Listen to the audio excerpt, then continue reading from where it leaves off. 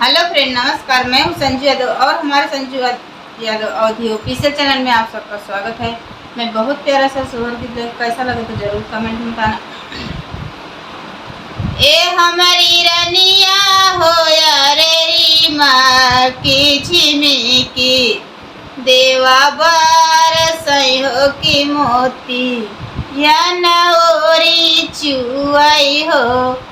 ए हमारी रनिया हो या रे माँ की झिमिकी, देवा बार सहो की मोती या नौरी चुआई हो।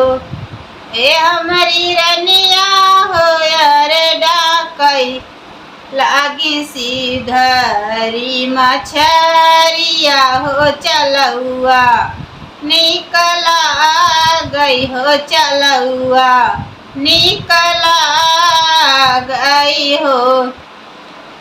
ए हमारी रनिया हो या रे भीजा तई भी जाता राजाया वही हो डेवढ़ी या के ठाड़ भैले हो।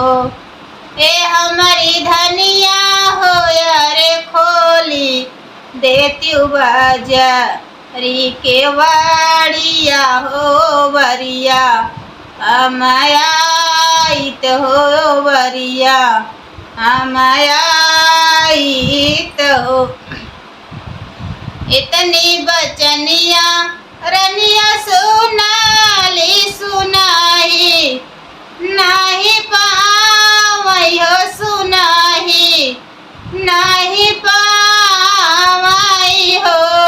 ए हमरे रनिया हो या रे माना ही माना ही मन सोचई हो केवड़िया कैसे खोलऊं हो केवड़िया कैसे खोलऊं हो। ए हमारी रनिया हो या रे किया हवे चोरा वाछी छोरा वाहो की चोरा वाके भाई आना हो चोरा वाके भाई आना हो। धनिया नाही हाई चोरा वाछी छोरा वाना चोरा वाके भाई आना हो। रनिया खोली दे तू बजरी के वाड़िया हो बरिया हमायाइत हो बरिया हमायाइत हो। इतनी बचनिया रनिया सोनाली करे जवा लोहिया लागन हो। ए राजा कई से का खोली हम केवाड़िया हो गोड़े के तुर मायारिया हो मुड़े के तुर बहिनिया हो मुड़े के तुर बहिनियानु हो। ए राजा बीचवा में रोवई तुर बालकवा हो केवड़िया नहीं खोलब हो केवड़िया नहीं खोलब हो। ए रनियल माया के देवई हम चुनारिया हो बहिना कई पियरिया हो बहिना के पियरिया नु हो। ए हमारी रनिया हो या रे बाला काके देवई घुना घुनावा हो केवड़िया तो खोला हो केवड़िया खोलानु हो।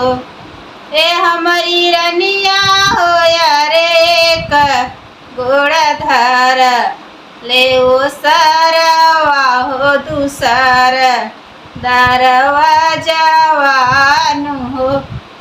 ए हमारे रनिया हो या रे तीसर गोड़ा धार ले ओ बारिया हो मुर्गवा बोलिया बोलई हो मुर्गवा, बोलिया बोलानु हो। ए हमारी रनिया हो यारे ओई, गईले भोरा बिनु सारावा हो बरिया, कहूँ खोला हो बरिया, कहूँ खोलानु हो।